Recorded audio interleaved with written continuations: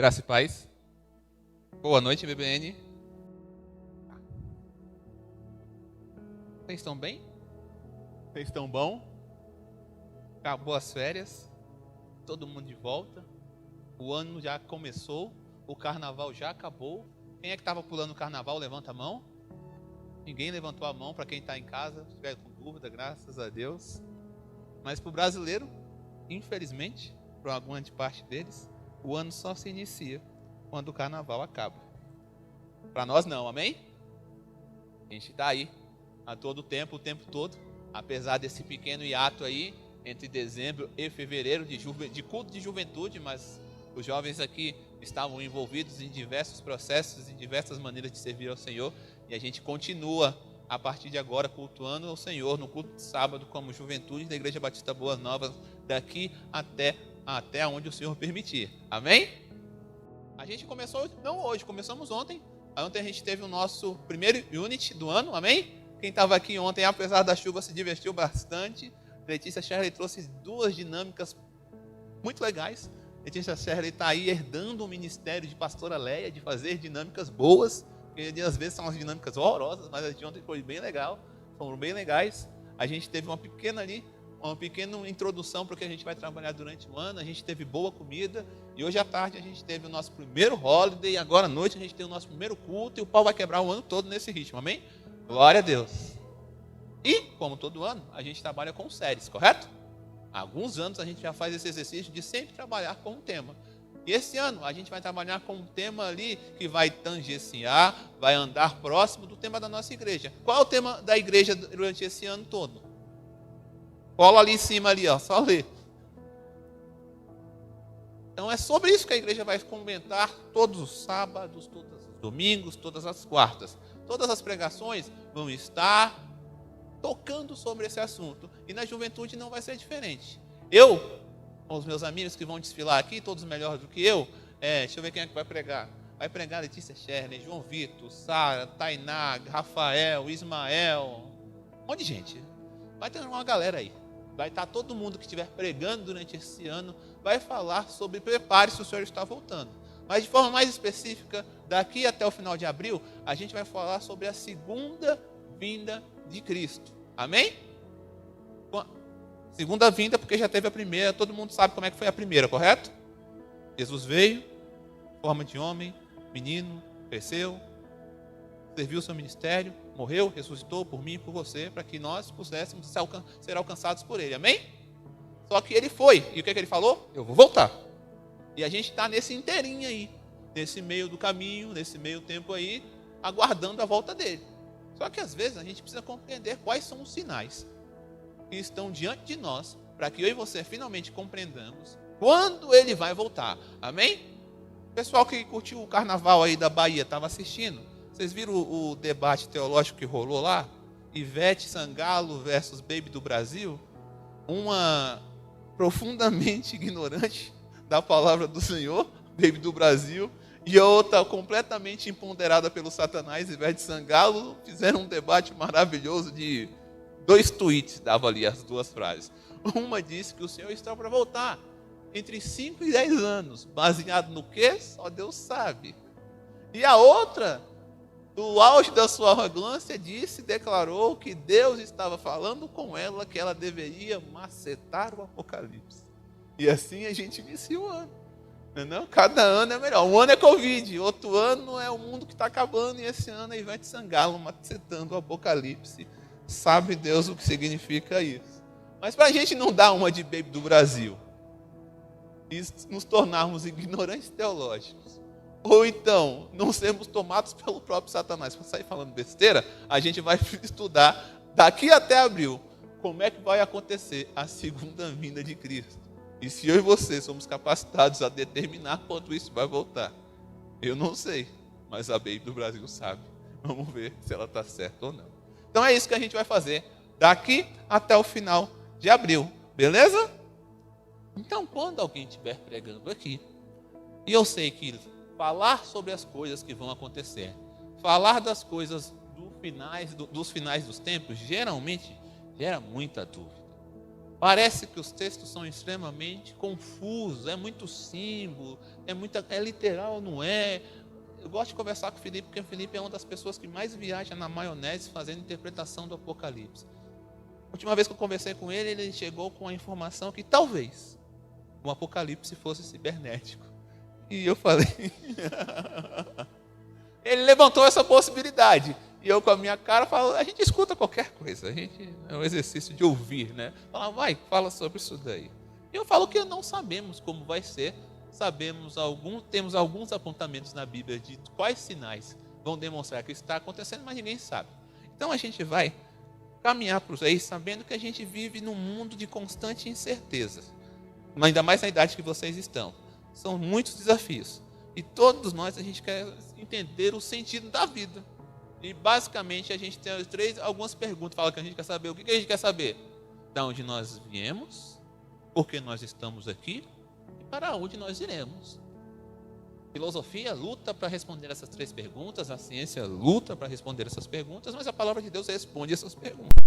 Então, a gente que é jovem, eu ainda sou jovem, acredito eu, a gente enfrenta toneladas de escolhas, mas com tudo isso, a gente tem uma esperança. Se é possível ter uma única certeza nesse mar de incertezas e desafios, deveria ser a certeza que, independente do que eu e você estejamos vivendo, é que o Senhor vai voltar.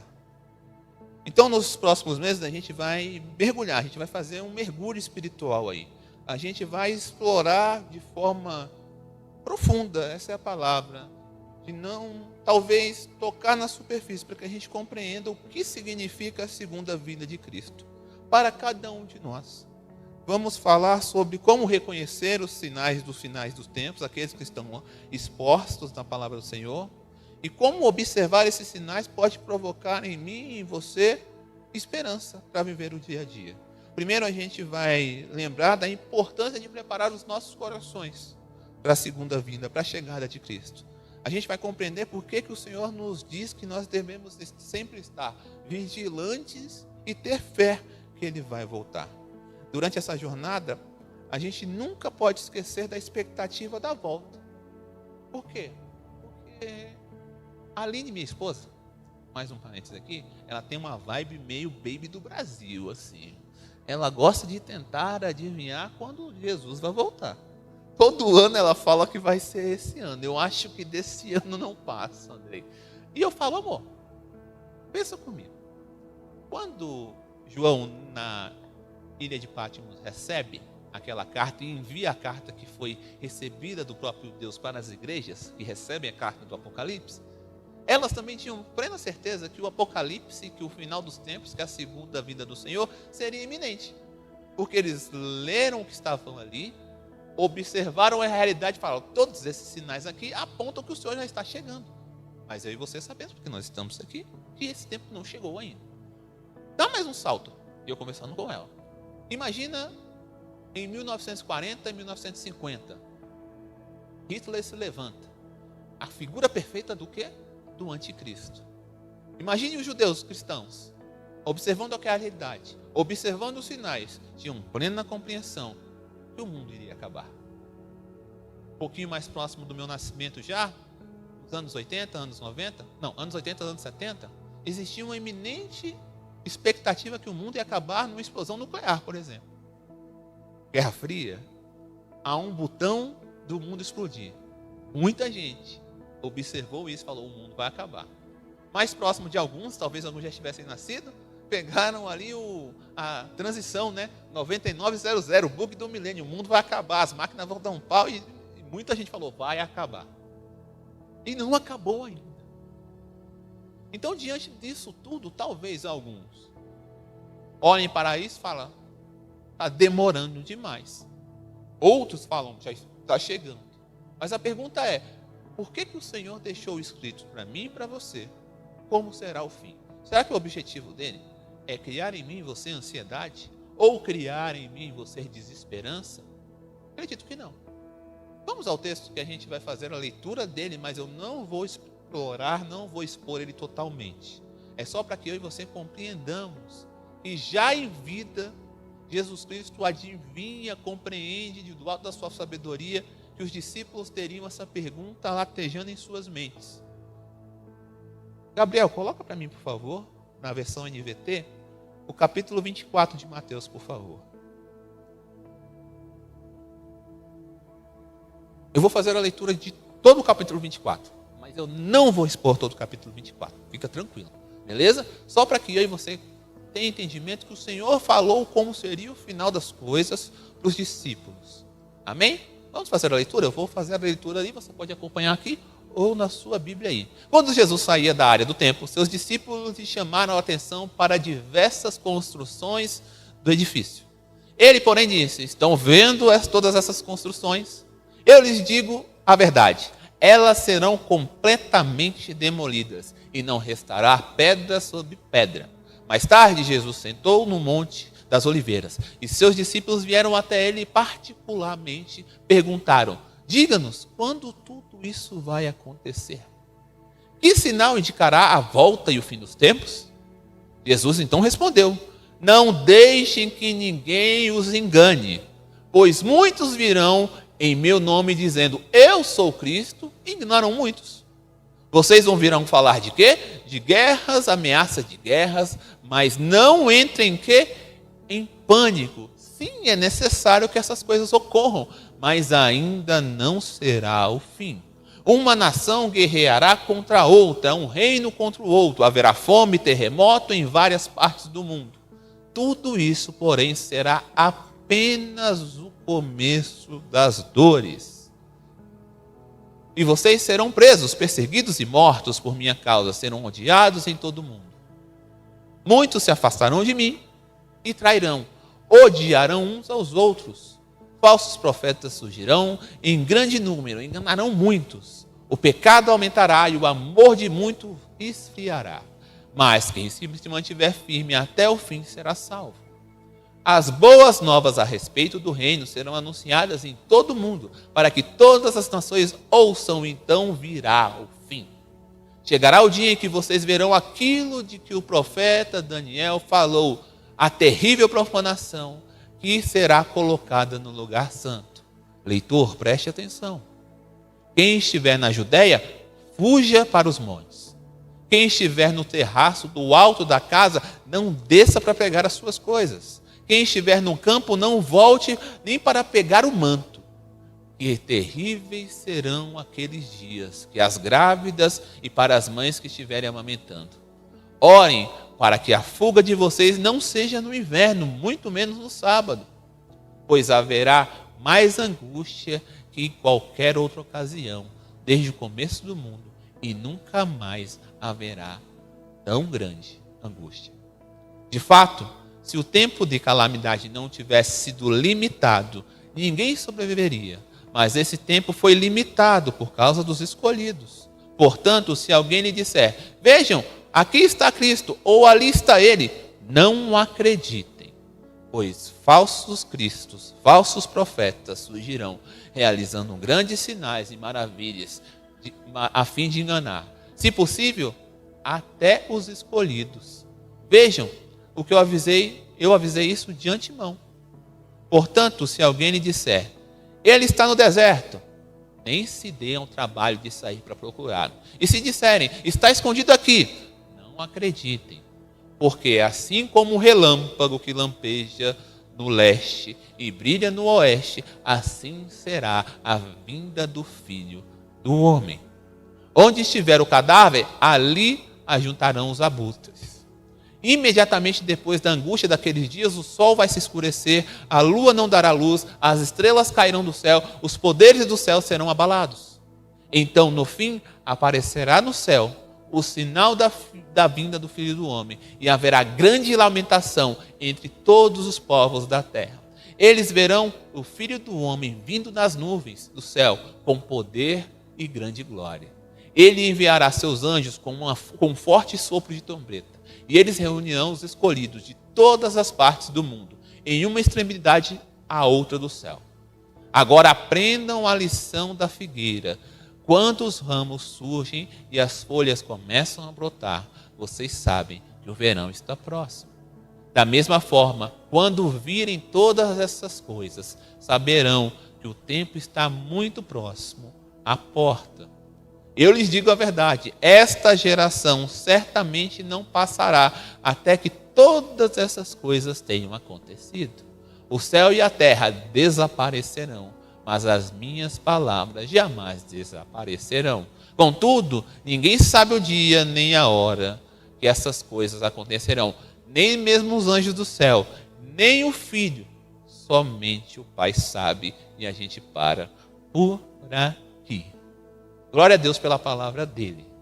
Capítulo 24 deveria ser o capítulo que colocaria um fim em toda a ansiedade do coração do crente acerca da volta de Cristo.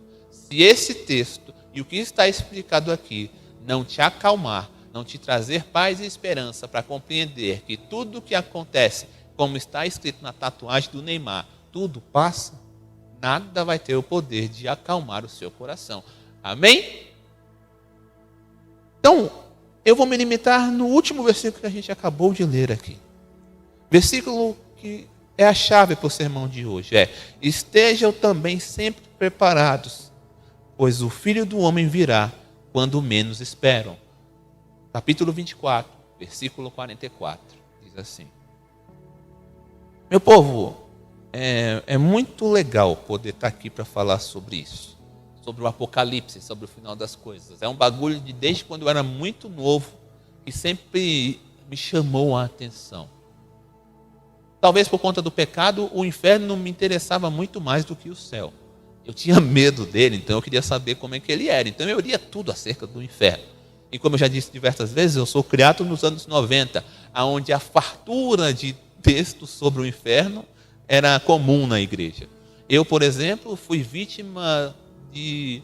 Como é que era o nome do pastor? José Irion, pastora Thelma? Pastora Thelma deve ter pegado, porque sempre foi batista, foi salva. Liberta. Eu não, eu venho de contexto pentecostal, e tinha um pastor que chamava José Irion. E ele condenou tudo que era desenho, tudo que era anime, porque era tudo do Satanás. A gente não podia assistir nada. Televisão não podia assistir, futebol era o ovo do capeta, não podia jogar bola, e era tudo que eu fazia na minha vida. Então, mas ali era assim, o mundo vai acabar, o mundo está acabando, Jesus está voltando e o cão está chegando. Era isso aí, mais ou menos, que era o contexto. Então, naquela época, essas coisas me interessavam. E desde pequeno a gente vai lendo sobre isso. E graças a Deus, durante esse ano, a gente vai ter a oportunidade de ouvir e falar sobre isso. E de forma específica, sobre a segunda vinda, esse grande evento escatológico que está por vir. Essa promessa gloriosa feita pelo Senhor aqui, pelo Jesus Cristo. Jesus Cristo falando para os discípulos, olha só, preste atenção, eu vou voltar. Primeira pergunta é, e por que não voltou ainda? Não voltou até agora? Por que vai voltar amanhã? Ou daqui a um ano? Ou semana que vem? O que faz, Andrei, eu ler esse texto e compreender que o que o Senhor Jesus Cristo diz é verdade? Basicamente, um exercício de lógica é compreender que, olha só, o mesmo Deus que está dizendo isso é o mesmo Deus que criou o mundo para que eu pudesse estar de pé hoje e questionar as palavras dele. Se ele, com uma palavra, foi capaz de criar a realidade, por que eu vou discordar dele quando ele afirma algo acerca dele mesmo? Então, de forma lógica, eu compreendo que talvez eu não veja o Senhor voltar com meus próprios olhos, como está descrito aqui. Mas eu tenho certeza que pessoas virão. Essa é a mesma fé, por exemplo, que foi a cabo a vida dos apóstolos. Eles ouviram essas palavras, mas eles viram com os próprios olhos isso acontecer? Não viram, mas eles creram. E eles estão cientes que o Senhor em algum momento vai retornar. Então, a gente vai explorar junto, basicamente, o que significa a segunda vinda de Cristo. Hoje é só a introdução comigo. E de forma introdutória, eu vou tentar responder aqui 3 perguntas. Se vocês tiverem mais, vocês podem fazer. Quais são as 3 perguntas que eu vou tentar responder hoje? Primeiro é o que significa a segunda vinda de Cristo. A segunda pergunta é por que eu e você devemos estar preparados para a segunda vinda de Cristo. E por fim, como podemos nos preparar para esse grande evento. Abro aqui parênteses para deixar claro para vocês que, ao contrário da música afirma, que talvez que o Senhor vai voltar como um piscar de olhos, é isso aí, não é? Porque na nossa igreja mudou a letra, e talvez você não compreenda porque mudou a letra. A gente transforma a letra para que a gente compreenda que o Senhor vai voltar como um relâmpago e não como um piscar de olhos. para que eu e você compreenda que não vai ser um fato isolado, um fato que vai ser visível apenas para os crentes. Nós, batistas, da Igreja Batista Boas Novas, nós compreendemos que a volta do Senhor será um fenômeno cósmico. A gente teve aqui algumas coisas apontando que a natureza, que o sol, que os astros, vai ficar evidente para todo mundo que o Senhor está voltando. Não existe para nós, crentes da Igreja Batista Boas Novas, arrebatamento secreto. Isso é coisa de quem segue outras linhas teológicas, mas nós aqui não. Arrebatamento para nós é aquele negócio que todo mundo vai ficar sabendo. Todo mundo vai olhar e falar: este é o Deus. O ateu que não acreditava, naquele dia vai começar a acreditar. A gente que é crente vai saber. Então é disso que a gente vai falar aqui hoje. Então a primeira pergunta é: o que é a segunda vinda de Cristo? De forma rápida e objetiva eu respondo para vocês que a segunda vinda de Cristo é a promessa da sua volta visível, evidente para todo mundo, visível e gloriosa. Todo mundo no planeta Terra vai saber que ele está retornando. Talvez, se já existe gente morando em outros planetas, também será evidente, porque será, mais uma vez eu afirmo para vocês, um evento cósmico. Não vai existir dúvidas. E é neste momento que o Senhor vai vir para quê? Para julgar vivos e mortos. É neste momento que ele vai estabelecer o reino que foi inaugurado na primeira vinda. O reino do Senhor já foi inaugurado. Ele está plenamente aqui na terra? Ainda não. Mas com a segunda vinda dele, a gente vai ver a plenitude de seu reino. Se você não sabe ainda o que é o reino de Deus, fica tranquilo. A gente vai conversar sobre isso durante os próximos episódios.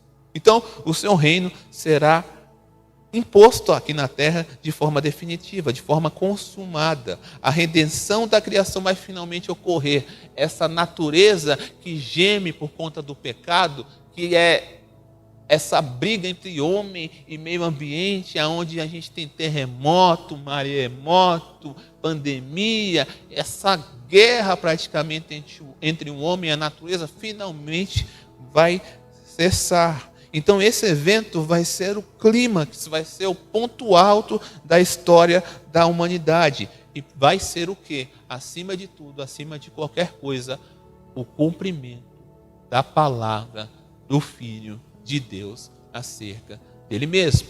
Então é isto que é a segunda vinda. A segunda vinda de Cristo é a conclusão do que ele disse.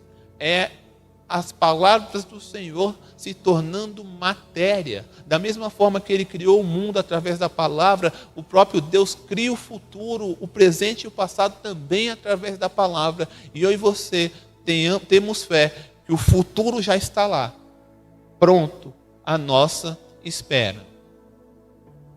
Então, e por que eu e você temos que estar preparados? Por que o Senhor vai falar repetidamente pela boca dos seus discípulos, após a sua ascensão aos céus, que eu e você e todos os discípulos devemos estar preparados para esse momento? Por que ele informa como vai ser, quando vai ser e quais serão os sinais? Qual o propósito? Para que eu preciso saber disso? Eu e você precisamos estar preparados, porque a segunda vinda do Senhor será súbita e imprevisível.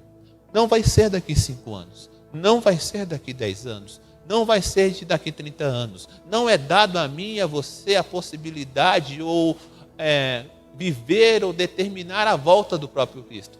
Ele põe a nós, ele entrega a nós os sinais para que eu e você não vivamos preocupados com a data.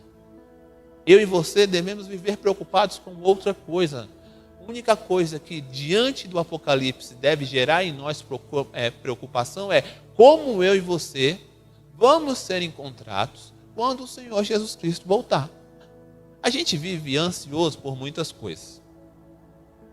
Eu conversei ontem, eu conversei na segunda-feira sobre prioridade, sobre aquilo que rouba os nossos tempos. De forma específica, ontem a aplicação era para os meninos que estavam adentrando no ensino médio e no seu primeiro ano de faculdade.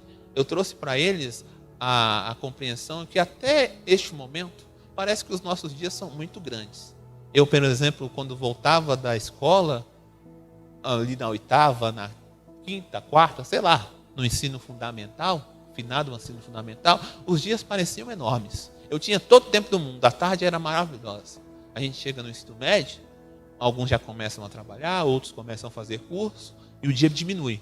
Quando você adentra na batalha de fazer uma faculdade, de trabalhar, você vai chegar na realidade e falar assim, parece que eu não tenho tempo para mais nada. E aí você caminha mais um pouco, tem filhos, tem marido, e aí parece que o tempo desaparece completamente.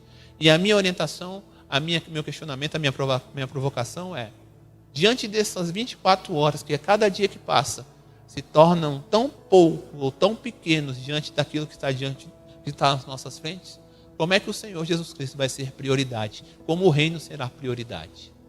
Como é que a gente vai se preocupar, ou com o que nós devemos se preocupar, e por que nós não nos preocupamos com aquilo que é de fato digno de preocupação? A gente se preocupa com quem vai casar, com quem vai namorar, aonde vai trabalhar, aonde vai morar, com o que vai vestir, com o que vai comer, com o que vai postar.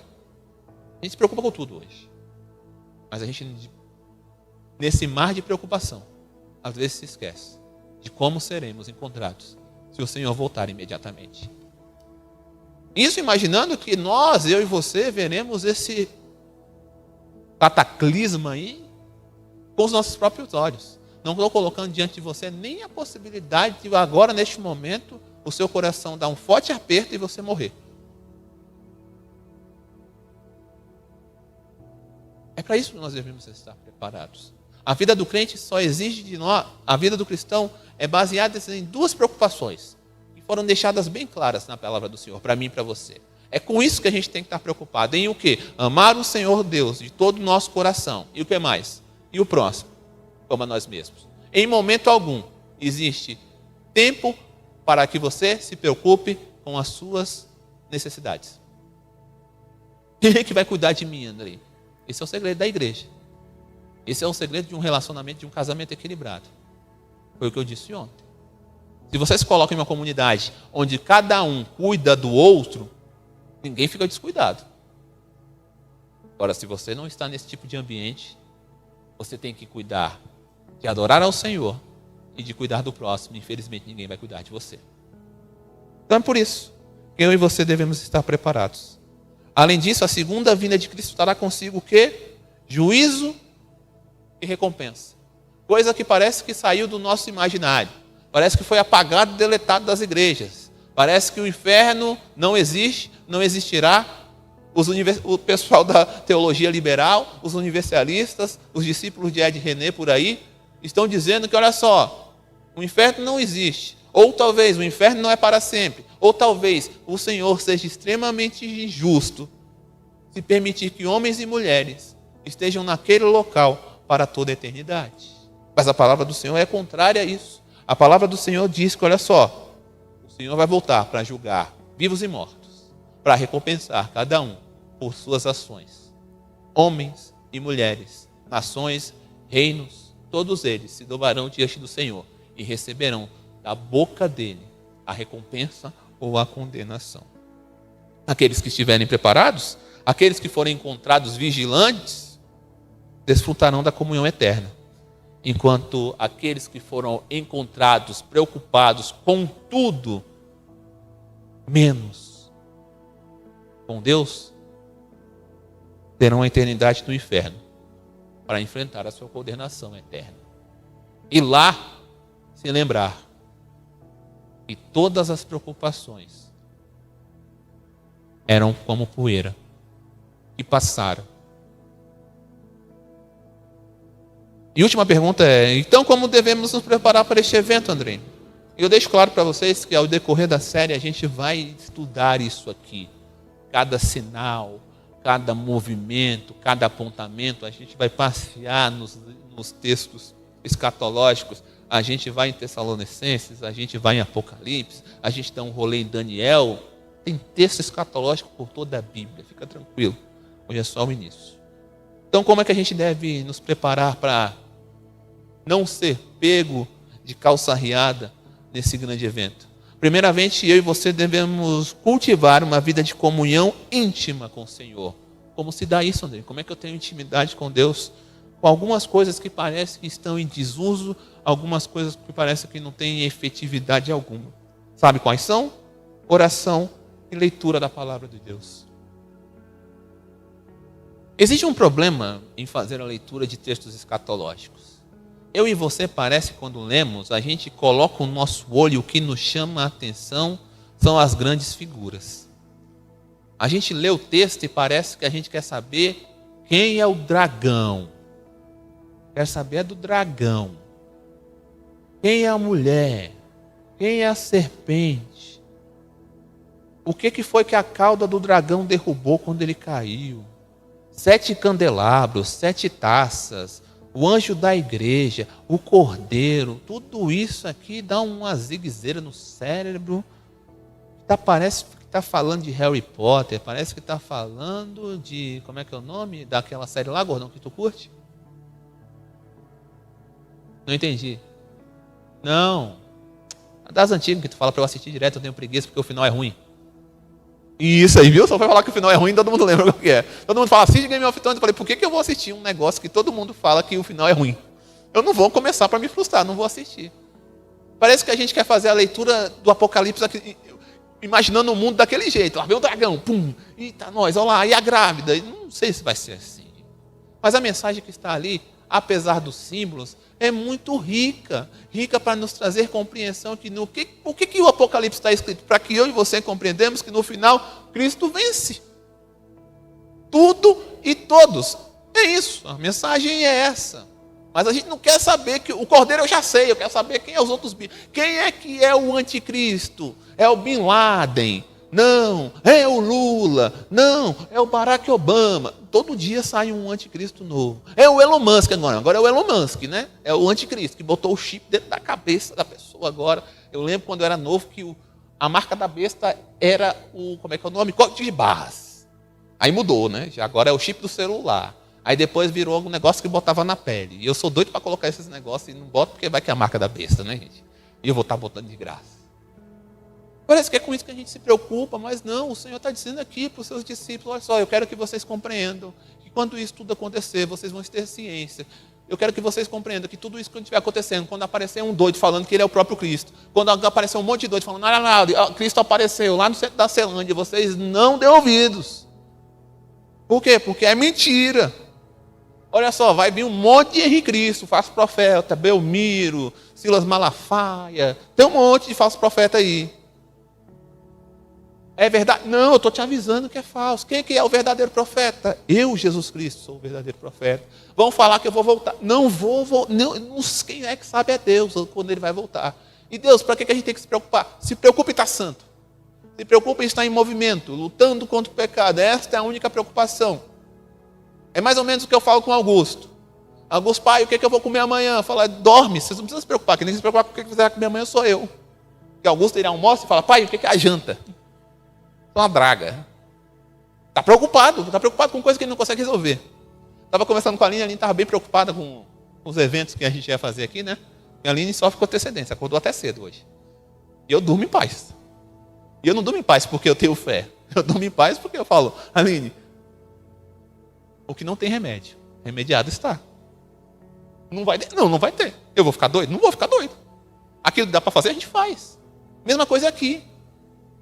Não é para que eu e você tentamos adivinhar quando vai ser, mas é para que eu e você, sabendo que nós não temos capacidade de saber, que durante a vida, eu e você preocupemos única e exclusivamente, mais uma vez, com duas coisas. Amar a Deus. E amar a Deus é o quê? É sacrificar?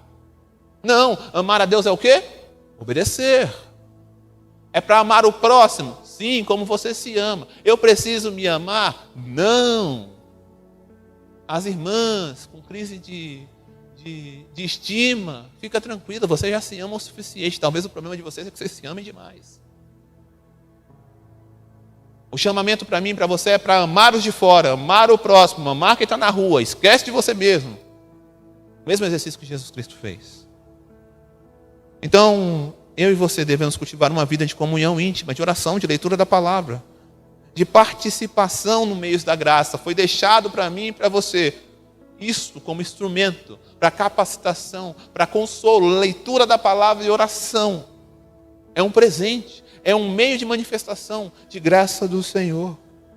Em segundo lugar, nós devemos viver uma vida de quê? De santidade e retidão, de busca por isso, de leitura da palavra, observando as nossas próprias vidas, porque diante da palavra, eu e você vamos finalmente compreender que de maneira nenhuma os nossos passos são aprovados pelo Senhor.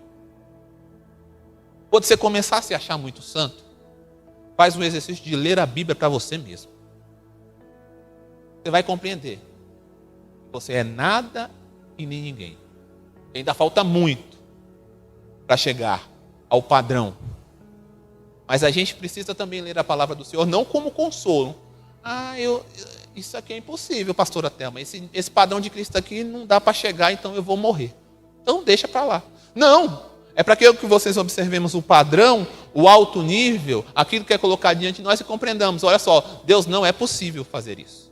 E aí o Senhor se alegra, fala: aprendeu, miserável, é isso, não é possível. Agora permita-me agir em sua vida para te transformar, para que eu e você compreenda que a graça é dada a Ele. A transformação em meu coração, em seu coração, é feita por Ele, exclusivamente por Ele, para que apenas Ele receba a glória e honra. E por fim, a gente tem que compartilhar o Evangelho.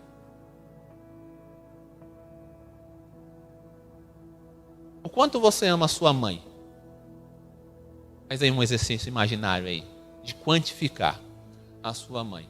Estava na EBD, domingo, e o questionamento era o seguinte: por que a gente tem que amar o próximo? E eu gosto de EBD porque aparecem umas perguntas legais no EBD. Quanto que é esse negócio de amar ao próximo? E uma pessoa lá, tentando fazer quantificar o amor, falou: Andrei, eu não sei. Andrei não, foi para a turma, né? Ele olhou para si, fez esse exercício maravilhoso de se questionar diante da palavra e falou: Andrei, eu não sei se eu amo o próximo verdadeiramente. Sabe por quê? E ele deu o exemplo. Ele falou: se o meu filho tiver câncer, eu sou capaz de vender tudo o que eu tenho em busca de uma possibilidade ou uma esperança de salvar a vida do meu filho. Mas eu tenho plena certeza que hoje, se algum de nós aqui precisar que eu venda tudo, eu não tenho coragem de fazer isso. Então que tipo de amor é esse? Ao próximo. E para os de casa, tudo. Para os de fora, 80%, 90%, 30%, 10%. O Senhor pediu tudo. Clamou aos jovens que falaram: olha só, pega tudo o que você tem, vende e me segue. E o burro do jovem não compreendeu, ou não teve a possibilidade de entender que ali era para que ele concluísse como o Senhor falar: não consigo, me ensina. Tanto que os discípulos, assustados com aquela pergunta, olham para Deus e falam: ei Deus, isso aí ficou difícil, né? Você pediu para o menino vender tudo que ele tinha, e o Senhor falou: sim, eu pedi para que ele vendesse tudo. Porque aquilo que é impossível para aquele garoto, para o jovem, é plenamente possível a mim fazer. Basta que me permita fazer. Então a pergunta é: a palavra do Senhor, Deus, é boa. O Evangelho é bom. Eu e você compreendemos que o Senhor morreu na cruz para que nós fôssemos salvos. Que todos pecaram, desconstituídos foram da glória do Senhor. Eu e você sabemos disso, cremos nisso. A pergunta é: por que você não é capaz de compartilhar essa verdade para quem convive com você em sua casa? Por que você não é capaz de compartilhar essa verdade, algo tão rico, algo capaz de levar a alma de um homem do inferno para os seus vizinhos, para os seus amigos? Rapaz e garota, se você não é capaz de compartilhar isso, algo que é capaz de salvar as almas de quem está ao seu redor, isso é sinal que você não ama o próximo. E quem não ama aquele que vê, não ama a Deus.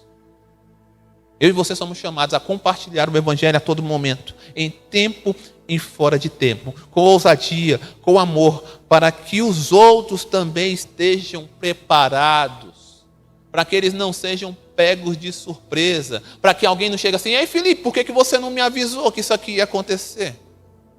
Você é crente há quanto tempo, cara? Você sabia que o Senhor ia voltar? Você sabia que eu precisava da palavra e você não me avisou?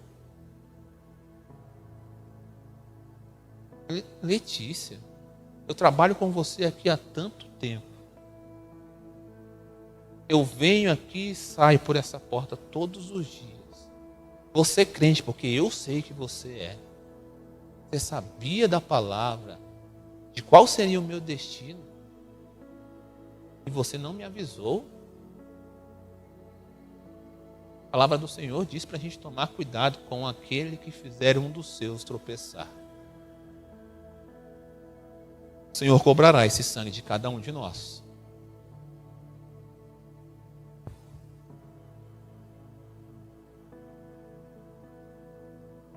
A segunda vinda de Cristo é uma realidade iminente, que a gente não pode ignorar. E este período de reflexão que se inicia hoje, e vai até só Deus sabe aonde. Não traga medo, não traga angústia, mas gere em mim e em você movimento, ação. A palavra do Senhor não é para produzir pânico, para que eu e você trave, não. É para que a gente observe a realidade e tome uma ação.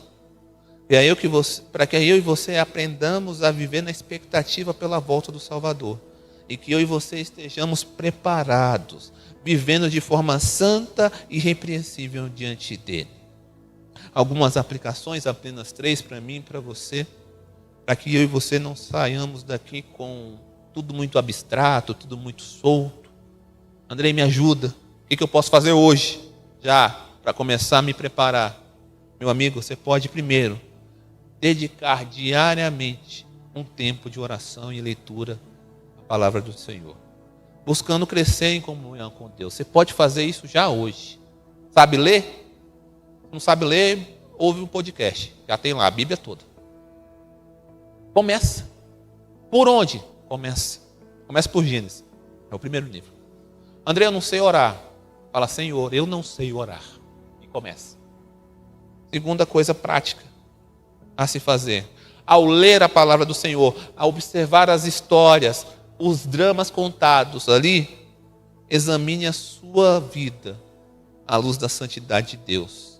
Quando o próprio Senhor, por através da palavra dele, apontar um pecado em você, concorde com ele, confesse o pecado e clame por arrependimento. Abandona esse pecado. Não existe pecado nenhum que seja capaz, ou contrário, ou tenha força para te separar do amor de Deus. Basta que você confesse. Não existe nada no seu passado tão grande quanto o sacrifício do Senhor Jesus Cristo na cruz. Você pode ser o autor de qualquer atrocidade. Eu gosto de falar quando a molecada vem trocar uma ideia comigo, e às vezes, né, os mais novos, vem cheio de dedos, né, para falar dos pecados, né? Aí arruma um monte de sinônimo para os pecados, né, pastor? Um monte de apelido para o pecado. Não, eu estou com uma dificuldade. Não, eu estou passando por um problema. Aí eu, pensando que se falar para mim qual o pecado que comete, eu vou ficar aterrorizado. Eu falo, meu irmão, eu conheço os meus. Se eu não me aterrorizei com os meus, eu vou me aterrorizar com os seus.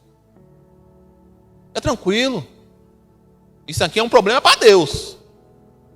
Então vamos junto aqui, eu e você, se arrepender e melhorar. Por quê? Porque eu creio que o Senhor é capaz, é poderoso para nos perdoar. Então vamos orar, vamos ler a Bíblia, vamos examinar. Encontramos o pecado, vamos pedir perdão. Porque é este tipo de coisa que o Senhor diz que é o preparo. É esse exercício que vai nos fortalecer. E por fim,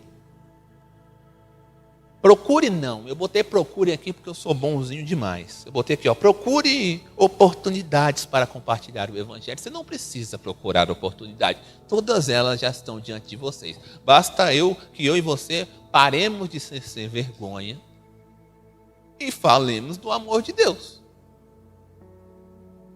Quando a gente está no WhatsApp, ali, a gente tem coragem de falar todo tipo de atrocidade? Tem. Tem uns mais ousados que mandam até foto dos nudes. Manda, pastor? Manda os nudes. Para isso é ousado. Ousada. Mas para falar, bom dia, Jesus te ama, é uma ofensa. Ou chegar para a amiga, a brother, a confidente. Olha só, o que você está passando é pecado. Você está vivendo as consequências do pecado. Mas veja bem, você quiser mudar de vida, eu estou aqui para te ajudar. Mas é muito mais fácil. Pegar o WhatsApp, criar um grupo e ficar falando mal da roupa alheia. Ou então, pegar o Twitter e imaginar que não tem ninguém lá, mas eu estou lá. E falar que o culto foi horroroso, que aquela ministra é uma falsa, que o pastor não sabe de nada. Isso é muito mais fácil de fazer.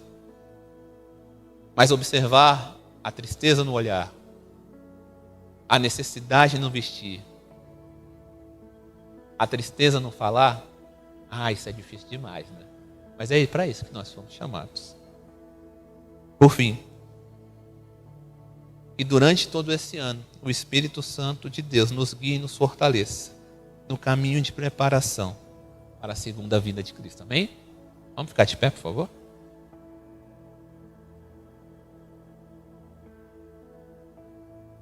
Primeiro encontro foi hoje. A gente tem um bom caminho aí pela frente. Mas não espere pegar no último encontro para tomar alguma decisão. Sabe por quê? Eu não sei se eu vou estar lá. Muito menos se você vai estar lá. A vida, sim, é como um soprar, igual o pessoal canta nas músicas quando alguém importante morre, né? A vida é como um sopro, morreu tão jovem. É sempre assim que as pessoas falam, né? Então, o tempo de arrependimento é o momento do Espírito Santo tocar em seu coração. Ali é a oportunidade, vai ter outra, não sei. Então, se o Senhor falou com você hoje, é dada a oportunidade de se arrepender hoje. Mas arrependimento é ação, é movimento, não é chamado para ficar no mesmo lugar. E eu vou bater sempre nessa tecla. Eu e você não somos chamados para ficar parados no lamaçal onde nós somos colocados. A partir do momento que eu e você tenhamos entendimento que nós estamos enfiados no lamaçal do pecado, a gente tem por obrigação dar um passo à frente para sair daquele local. A minha oração hoje é essa. É que a palavra do Senhor, a Bíblia, o Espírito Santo, a oração, te convençam. Convençam vocês que o Senhor vai voltar. E por que Ele vai voltar? Porque Ele diz que Ele vai voltar. Quando Ele vai voltar, eu não sei quando Ele vai voltar. Mas existem sinais. E eu e você precisamos observar os sinais e retornar para a nossa realidade e falar, o Senhor está voltando e eu. E fazendo esse exercício, falar, o Senhor está voltando, e meu amigo, e minha mãe, e meu pai, e meu avô, e meu chefe. Vamos orar, abaixe sua cabeça. Senhor Deus, meu Pai, graças te damos, porque o Senhor é bom. E o Senhor excede em bondade.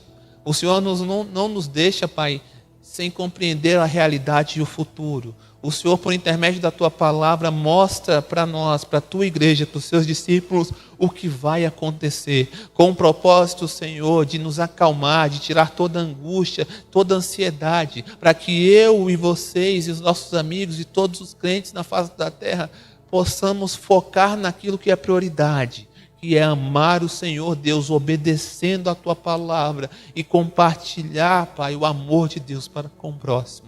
Nos ensina, nos ajuda, Pai. Ora ao Senhor, Pai, que o Senhor esquadrinhe os nossos corações, examine, pesquise, passe o filtro, Pai, em nossas mentes. E se aquilo que estiver errado estiver ali, Pai, que o Senhor revele a nós, nos faça ter certeza, nos traga um entendimento. E Senhor Jesus Cristo nos dê a oportunidade de mudar de vida. Senhor Deus, porque este é o preparo que é exigido de nós. Senhor Deus, que hoje, somente hoje, Pai, eu venha ter os meus pecados perdoados. Para que hoje, Senhor Deus, o Senhor me encontrar hoje, eu possa ser alcançado pelo Senhor, Pai, e receber a recompensa por ser grato à Tua obra. Mas se me for permitido viver mais dias, Senhor Deus, eu possa manifestar a gratidão à Sua obra, obedecendo e me arrependendo dos pecados. Essa mesma oração eu faço por todos que estão presentes aqui, estão em suas casas. Meu Deus, nos ajuda a melhorar. Por favor, Pai. E melhorando, nos ajuda, Pai, a compartilhar a Tua palavra. Nos dê coragem, ousadia, oportunidade. Tira a vergonha para fazer o que é bom, Pai.